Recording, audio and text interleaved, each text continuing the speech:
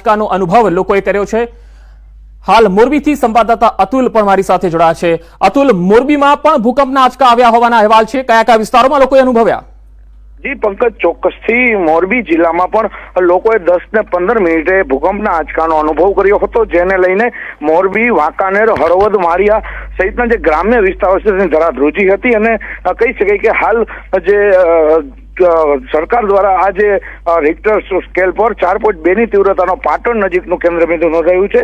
હાલ અત્યારે કોઈ જાનમાલ કે નુકસાનની માહિતી મળી નથી। પંકજ, અતુલ, લોકોની કોઈ પ્રતિક્રિયાઓ આવી આ ભૂકંપને લઈને?